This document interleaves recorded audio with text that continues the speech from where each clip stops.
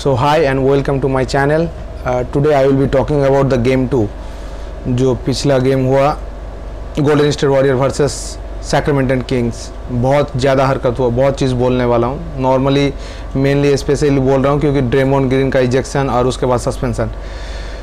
पहले तो यही बहुत सबसे बड़ा न्यूज़ है कि ड्रेमोंड ग्रीन गेम 3 के लिए नॉट अवेलेबल रहेगा। ये बहुत बड़ा इम्पैक्ट हो जाएगा गोल्डन स्टेट वॉरियर के लिए। लेकिन उससे पहले थोड़ा बहुत बोलना है कि क्या इम्पैक्ट नॉर्मली एक तो ये समझ लीजिएगा गेम 3 गोल्डन स्टेट वॉरियर के लिए डू और डाई मैच हो जाएगा, मस्ट विन हो जाएगा, क्योंकि आपको 2-0 से आप डाउन हो, उसके बाद आपको ओवरकम करना है थर्ड मैच में। एक प्लस पॉइंट ये है कि ये होम ग्राउंड में मैच होगा गोल्डन स्टेट वॉरियर का।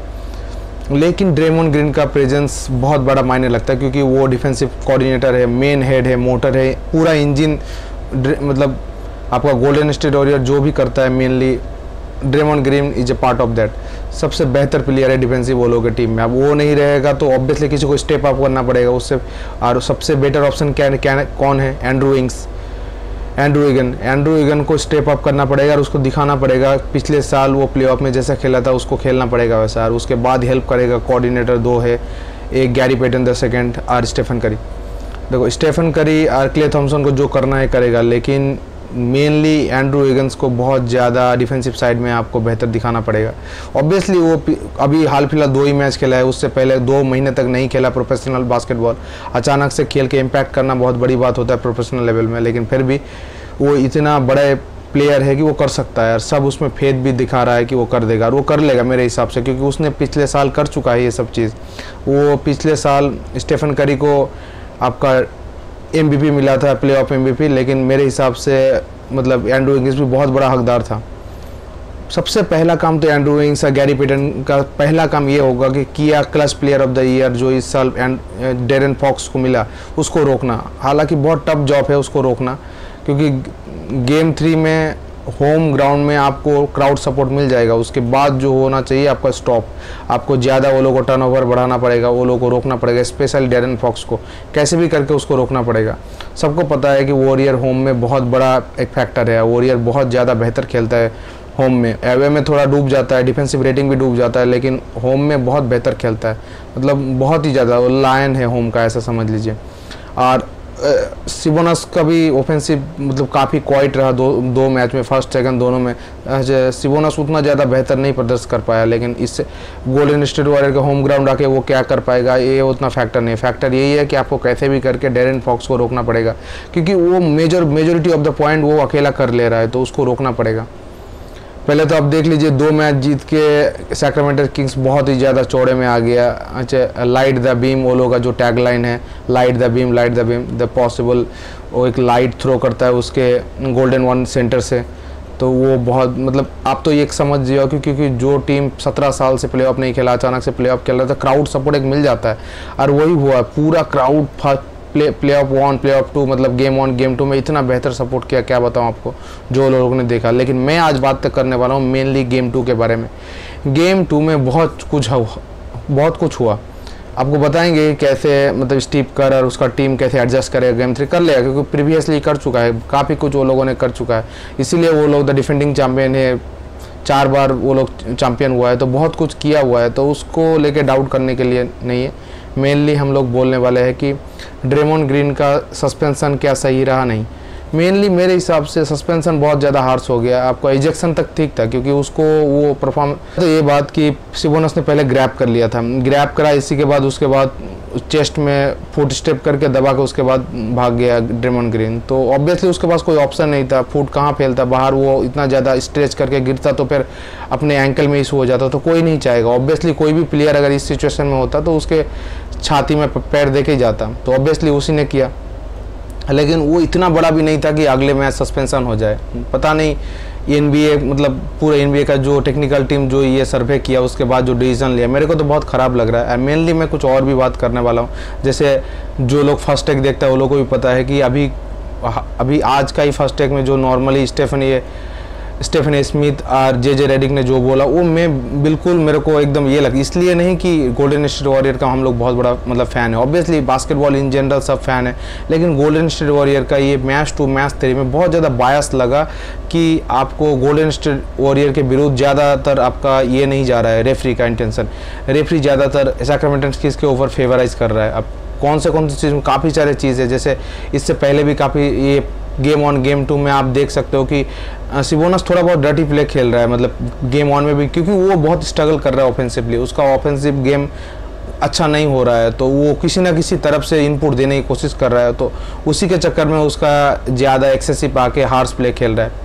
गेम 1 में भी हार्श प्ले किया क्ले थॉम्पसन के साथ, गेम 2 में तो आप देख ही लिया कि ग्रैब कर लिया, उसके बाद फिर उसको टेक्निकल दिया, वो टेक्निकल 1 उसके बाद टेक्निकल 2 हो गया था ड्रेमॉन्ड ग्रीन का, फिर डायरेक्ट रिजेक्शन, उसके बाद फिर NBA ने पूरा टीम मतलब बैठक किया, उसके बाद फिर उसको इजेक्ट कर सस्पेंशन कर दिया।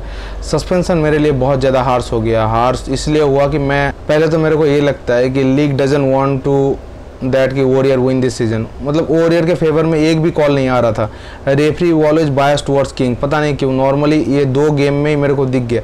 इतना ज़्यादा बायस नहीं होना चाहिए। आप देख सकते हो फाउल प्ले, ऊपर से आपका लूज बॉल फाउल था, वो कवान लोनी का वो भी नहीं मिला, उसके बाद क्ले थॉम्पसन का ग्रैब वाला उसमें भी फाउल नहीं मिला, काफ़ी सारा शॉट देख सकते हो। उसके बाद टच प्ले खेल रहा है ज़्यादा आपका स्टेफ करी को, नॉर्मली ये बहुत ही बैड प्ले है। नॉर्मली अभी के जो रूल है NBA का, उस रूल के हिसाब से टच प्ले इतना नहीं होता है, मतलब फिजिकल। अब ऑब्वियसली एक प्लेऑफ सिनारियो है, गेम फिजिकल होगा, ये सबको पता है, लेकिन फिर गेम फिजिकल का मतलब ये नहीं कि आप किसी के बहुत ज़्यादा अगेंस्ट द रूल खेलिए, ऑब्वियसली आपको रूल के साथ खेलना पड़ेगा। तो मैं दो प्ले की बात करता हूँ। पहला प्ले जो ग्रैब किया आपका, अच्छा सिबोनस ने ग्रैब किया, उसके बाद ये ग्रैब एक नहीं था, ड्रेमॉन्ड ग्रीन ने भी बोला कि this is the second time सिबोनस ग्रैब माई लेग, तो ऑब्वियसली मतलब उसका इंटेंशनली था। उसके बाद मलिक मंक का भी ग्रैब किया, क्ले थॉम्पसन का वो भी, तो दिख रहा है काफ़ी सारा सीक्वेंस आप देखोगे प्रीवियस 2 मैच अच्छे से एनालाइज करोगे तो पता चल जाएगा कि वो लोग डिफेंसिव डाउन करने के लिए काफ़ी कोशिश कर रहा है, मतलब फिजिकली।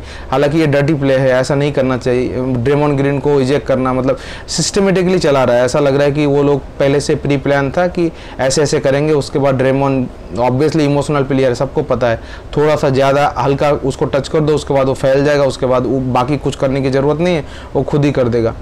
तो ड्रे का सस्पेंशन मेरे को मतलब बहुत ख़राब लगा, क्योंकि प्लेऑफ में कोई एक पर्टिकुलर प्लेयर जो बहुत वाइटल होता है उसको नहीं खिलाना बहुत बड़ा मायने लगता है। ऊपर से मतलब आपको जिस लोगों को पता है कि गोल्डन स्टेट वॉरियर का मतलब क्या सिस्टम चलता है, उस सिस्टम में ड्रेमॉन्ड ग्रीन का क्या मतलब इंपॉर्टेंस है, बहुत बड़ा इंपॉर्टेंस प्ले करता है। और ऊपर से बैड हिस्ट्री, मतलब बैड प्ले का हिस्ट्री लेके, ये तो गलत चीज़ है। नॉर्मली कोई पर्टिकुलर सिनारियो को देख के जज करना चाहिए, ना कि ओवरऑल सिनारियो। 2016 वाला सिचुएशन को कितना दिन मतलब खींचेगा मेरे को पता नहीं, लेब्रॉन जेम्स और ड्रेमॉन्ड ग्रीन का जो सिचुएशन होता है वो उसको अभी तक खींच रहा है NBA, पता नहीं, नॉर्मली ये खींचना नहीं चाहिए। कोई पर्टिकुलर फाउल होता है या प्ले डाउन होता है या कुछ भी रफ प्ले होता है तो नॉर्मली उसी प्ले के ऊपर जजमेंट आना चाहिए, क्योंकि every match is single match is every day new day होता है, उस मैच के ऊपर जज करके करना चाहिए। प्रीवियसली कुछ मैच में वो फाउल प्ले किया, इसका मतलब ये भी इंटेंशनली फाउल करेगा, ऐसा ज़रूरी नहीं है। ऑब्वियसली इसका परसेंटेज होता है लेकिन ज़रूरी नहीं है। प्ले ऑफ मैच सबको पता है कि प्ले ऑफ कितना फिजिकल होता है, कितना टफ, कितना हसल प्ले खेलते हैं लोग, कम्पिटिटिव गेम होता है, सब मैच सबको जीतना है। एवरी मैच काउंट होता है, जहाँ पे वहाँ पे सबको जीतना ही जीतना है, ऐसा एक जुनून आता है। तो ऑब्वियसली वहाँ पे थोड़ा बहुत हार्श प्ले होगा ही, थोड़ा बहुत फिजिकल प्ले भी होगा, वही हुआ। उसमें आपका इजेक्शन तक ठीक था, नॉर्मल सब वहाँ पे सब मतलब आपको यही वैलिडेशन देता कि नहीं चलो ठीक है, क्योंकि उसने थोड़ा बहुत ज़्यादा एक्सेसिव दिखा, फैन को मतलब हाथ दिखा के किया, उसके बाद फिर लैंग्वेज मतलब एक्सचेंज हुआ फैन के साथ गंदा, तो वो सब ठीक है कि हाँ उसको इजेक्ट कर दो, उसके बाद मैच प्ले हो गया। लेकिन सस्पेंशन बहुत हार्श हो गया, क्योंकि स्पेशली आपको पता है कि 2 डाउन चल रहा है, ऊपर से आप होम ग्राउंड में जाओगे एक। अब ये बताता हूँ कि गोल्डन स्टेट वॉरियर क्या ओवरकम कर सकता है। ऑब्वियसली सबको पता है कि गोल्डन स्टेट वॉरियर को तो कभी हम लोग मतलब ये सोच ही नहीं सकते कि नहीं कर सकता। हमें क्या चाहिए, बस गेम 6 क्ले चाहिए या तो हेडबैंड क्ले चाहिए। क्ले थॉम्पसन अगर ठीक ठाक खेल ले, नॉर्मली अगर उसका एक्यूरेसी लेवल थोड़ा और इम्प्रूव हो जाए, ऑब्वियसली वो हर मैच में ज़्यादा बेहतर कर रहा है, लेकिन हमें गेम 6 क्ले इस मैच में चाहिए ही चाहिए, हेडबैंड क्ले।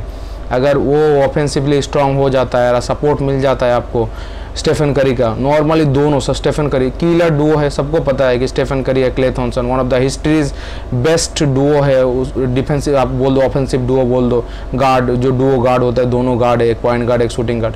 तो ये दोनों अगर ठीक से चल गया तो फिर कोई भी नहीं रोक सकता गोल्डन स्टेट वॉरियर को होम ग्राउंड में जीतने के। लेकिन और भी बहुत सारा फैक्टर है जो फैक्टर और मतलब गोल्डन स्टेट वॉरियर को चेक करना चाहिए। नॉर्मली ये कि बहुत ज़्यादा बेंच प्लेयर ज़्यादा स्कोर कर ले रहा है आपका किंग्स का, ये इसमें थोड़ा बहुत आपको रोकना चाहिए कि मलिक मंग ऑब्वियसली अच्छा प्लेयर है, इसका मतलब ये उस टाइप का भी प्लेयर नहीं है कि हर मैच का आपको 30 स्कोर करके दे।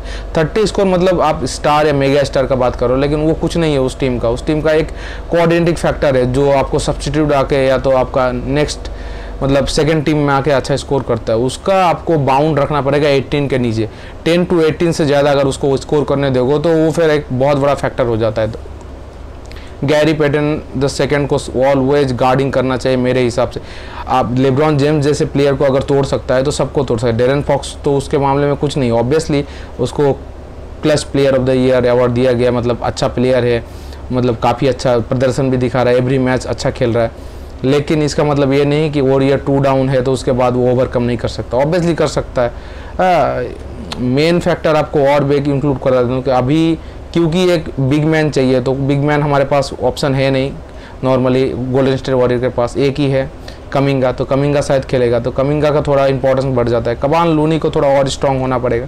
कवान लूनी जो खेल रहा है लेकिन उसको सपोर्ट करने के लिए अभी ड्रेमॉन्ड ग्रीन है नहीं, तो उसके बदले आपको आ जाएगा एंड्रू इंग्स। एंड्रू इंग्स को रिबाउंड ज़्यादा मतलब बहुत ज़्यादा रिबाउंड करना पड़ेगा इस गेम थ्री में और करेगा भी। सबको पता है कि मतलब एंड्रू इंग्स मतलब टॉप पिकअप है, उसको पता ही है कि वो क्या कैलिबर का प्लेयर है, तो कर दिखाएगा। तो स्टीव कर को मैं कभी डाउट नहीं करता। ऑब्वियसली मैं ये मतलब ड्रेमॉन्ड ग्रीन के फेवर में नहीं बोल रहा हूँ कि उसको मतलब एक टाइप का फेवर ही बोल सकते हो आप, क्योंकि ये बहुत ज़्यादा हार्श चीज़ हो गया। NBA बहुत ज़्यादा मतलब गलत डिसीजन ले लिया कि उसको सस्पेंशन कभी भी ठीक नहीं था।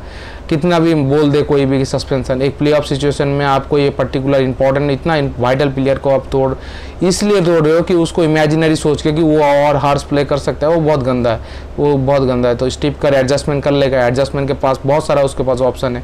कमिंगा है, कमाल लूनी को ज़्यादा फ्लोर एक्सप्लोर करना पड़ेगा, एंड्रू इंग्स थोड़ा और इम्प्रूव करना पड़ेगा, दांते डिविंचेंजो को थोड़ा और बेहतर खेलना पड़ेगा, तो वो सब कर देगा।